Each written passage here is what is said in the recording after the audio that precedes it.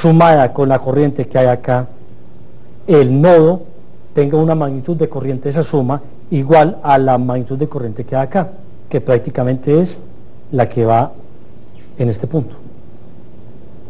A ver, repito, el voltaje máximo entre este punto y este punto rompe el dieléctrico y crea una corriente de fuga de arriba hacia abajo, que sumada con la corriente pequeña que hay en el punto mismo, desde aquí hasta acá, esta corriente que es pequeña, que es la mínima, sumadas esas dos corrientes son iguales a la corriente que hay en este punto más cero suma, por decirlo de alguna manera, producto de que el voltaje aquí, la diferencia potencial prácticamente es muy baja, y vuelve de nuevo entonces a ser válida la ley de Kirchhoff.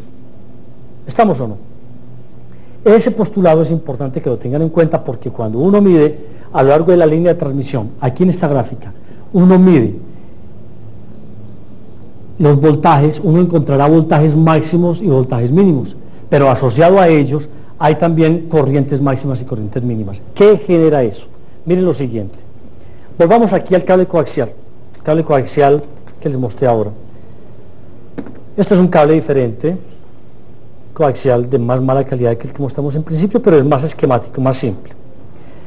¿Qué tenemos nosotros aquí? Tenemos un cable en donde yo estoy diciendo que a lo largo de él yo puedo tener perfectamente diferentes valores de voltaje y de corriente, es decir, que en este punto puedo tener un valor de corriente diferente a este punto y un valor diferente en este punto, y así sucesivamente.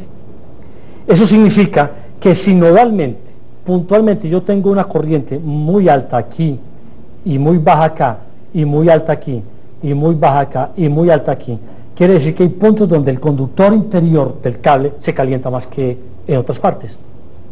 ¿De acuerdo? ¿Por qué es eso cierto? Pues porque si yo tengo una corriente que estoy manejando todo el tiempo, estoy manejando esa corriente, la estoy manejando distribuidamente, todo el tiempo la estoy manejando de tal manera que el valor de la corriente está distribuida pero inequitativamente. En este punto, si es un punto de alta concentración de corriente, el valor de la temperatura, del valor térmico aquí en esta zona, va a ser muy alta.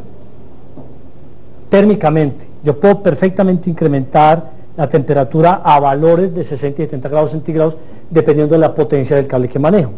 Si eso es así, el conductor central acaba derritiendo el dieléctrico, lo derrite, lo quema, y ocurre entonces que se forma una especie de caja, de espacio, en donde ya el conductor interior nada, él está ahí, pero a cierta longitud, a cierta distancia, vuelve y ocurre un punto de calentamiento extremo del cable. Esos puntos de calentamientos extremos del cable en los cables coaxiales son muy graves, son más graves que en los cables que son bifilares, porque el cable conductor interior no tiene forma de enfriarse fácil. Es decir, si nosotros pensamos que el cable interior tiene que el cable interior tiene un conductor, un dieléctrico, y esa área, el área que él tiene, que lo rodea, esta área que lo rodea es un área muy baja, el enfriamiento que se logra es muy lento. El conductor exterior, si se calienta, y hay un punto, obviamente, que en el conductor exterior también hay calentamiento, ¿no? Porque dijimos que se calienta igualmente, que la corriente es igual en magnitud en el conductor interior que en el exterior. El calentamiento sufrido por el conductor exterior, ¿de acuerdo?, es también igual, pero resulta que como tiene una área mayor y esto es conductor hacia afuera, él se enfría fácilmente. El conductor interior no tiene forma de enfriarse rápidamente, ¿de acuerdo? Total que los cables coaxiales, cuando están sometidos a condiciones de estacionaria muy altos, ocurren entonces puntos de calentamiento extremo, puede ser este donde la corriente sea máxima y calentamiento nulo donde la corriente sea mínima. Esos puntos de calentamiento alto dañan el dieléctrico interior. Pero ¿qué ocurre con los voltajes donde el voltaje es alto? Esto decíamos ahora que era el voltaje. Donde el voltaje es alto, en ese punto donde el voltaje es alto, es muy probable que se rompa el dieléctrico por sobretensión. O sea que el cable paga por ambos casos su precio por estar teniendo una estacionaria alta, donde hay una corriente máxima cada cierto punto y hay entonces unos voltajes cada cierto punto, también máximo. Donde hay corriente máxima, el calor daña el dieléctrico, lo quema, físicamente lo derrite. Y donde hay voltajes altos, lo que ocurre en ese caso es que se rompe el dieléctrico.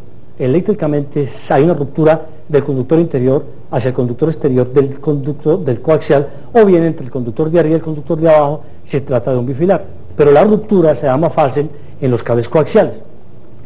Total, que el propósito a lo largo de todo el curso es hacer que la línea de transmisión tenga una cosa como esta. Pasemos a este otro tablero. Y es que, pensando, a ver, yo tomo esta cosa, no se devuelve mono.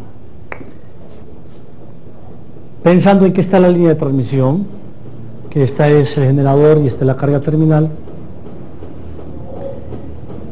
que si esta es la distribución de voltajes y de corrientes, lo ideal es que hacia el futuro la distribución de voltaje sea así, ¿de acuerdo? No que tenga altibajos como estos, sino que tenga una condición plana cuando la línea de transmisión está acoplada, es decir, que la impedancia terminal es igual a la característica siendo Z0 la del cable. Decimos entonces que la línea de transmisión tiene una condición plana y no aparece valles y máximos ni de voltaje ni de corriente, y definitivamente el cable queda protegido, ¿de acuerdo?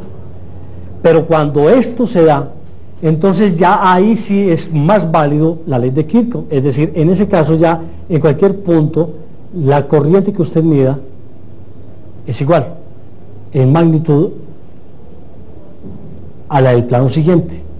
Ese es lo ideal, a eso es a lo que nosotros como ingenieros queremos llegar, que la línea de transmisión tenga una condición de planitud eléctrica, o sea en voltaje y en corriente tenga una condición igual en voltaje RMS y corriente RMS. Es decir, que si yo coloco un voltímetro de RMS aquí, lea un valor de cualquiera, fijo, un valor constante, y que si lo coloco en este punto, en este punto, en este punto, lea exactamente el mismo valor de voltaje RMS.